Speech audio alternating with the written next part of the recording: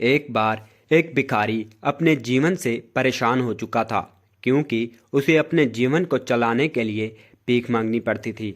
इस बात को लेकर वह दुखी रहता था और दिन भर यही सोचता कि उसके जीवन में बदलाव कैसे आएगा। यह सोचकर वह निराश हो जाता।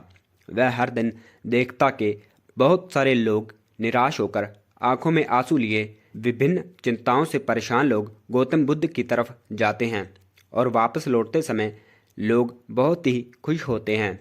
वह भिखारी यह नहीं समझ पा रहा था कि गौतम बुद्ध उनके साथ ऐसा क्या करते हैं कि लोग इतने खुश हो जाते हैं। वापस लौटते समय ना तो उनके हाथों में ढेर सारे पैसे होते हैं और ना ही सोना चांदी, लेकिन फिर भी लोग इतने खुश कैसे हो जाते हैं। इस बात को सोचकर वो भी गौतम बुद्ध के पास जाने का निर्णय करता है। वह गौतम बुद्ध के पास जाता है और देखता है कि जहाँ गौतम बुद्ध बैठे थे उनके सामने एक लंबी कतार लगी हुई थी। वो भी उस कतार में जाकर खड़ा हो जाता है।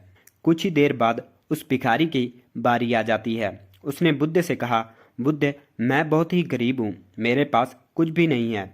मुझे अपना जीवन चलाने के लिए दूसरों से भीख मांगनी पड़ती है। अब आप ही बताएं, मैं अपने जीवन को कैसे ठीक कर सकता हूँ।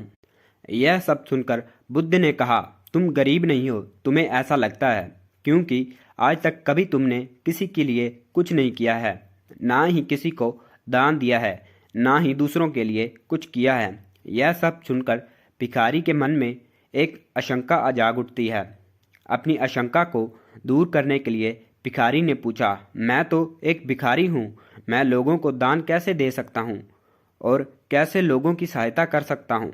मुझे तो अपना जीवन चलाने के लिए भीख मांगनी पड़ती है। यह सब सुनने के बाद गौतम बुद्ध थोड़ी देर चुप रहे। फिर उसे बोले, तुम्हारे पास हाथ हैं जिनके साथ तुम लोगों की सेवा कर सकते हो। इसके अलावा तुम्हारे पास मुंह है जिससे तुम लोगों से अच्छी अच्छी बातें कर सकते हो और दूसरों का हौसला बढ़ा सकते हो। ये सब करके भी हम दूसरों की सहायता कर सकते हैं। जरूरी नहीं कि दान सिर्फ पैसे से किया जाए। दान शिक्षा का किया जा सकता है, दान अन्न का किया जा सकता है। ऊपर वाले ने अगर किसी को अच्छा शरीर दिया है तो वह गरीब नहीं है, वह बस दिमाग से गरीब है। उसे इस विचार को हटाकर दूसरों की सेवा करनी चाहिए। बुद्ध की ये बात सुनकर भिखारी खुश हो गया और उसका मन संतुष्ट हो गया। इसी प्रकार हम सब इस बात की चिंता में समय बर्बाद करते हैं कि हम गरीब हैं, लेकिन ये सत्य नहीं है। सत्य तो ये है कि जब तक हमारा शरीर पूरी तरह से बेहतर है, हम उसका उपयोग करके आगे बढ़ सकते हैं, दुखों को जीवन से निकाल सकते हैं। अगर कोई व्यक्ति सिर्फ अपने गरीबी पर ध्यान दे और उसे बदलने की कोशिश ना करे तो वो मूर्ख है। इसके अलावा हमें इस कहानी से ये शिक्षा मिलती है कि दान सिर्फ धन से नहीं होता, भोजन, अच्छे विचारों, शिक्षा का भी दान देना जरूरी है। अगर आपके पास धन नहीं है तो आप शिक्षा का ज्ञान दे सकते हैं या फिर दूसरों के लिए अच्छे विचारों का भी दान दे सकते हैं।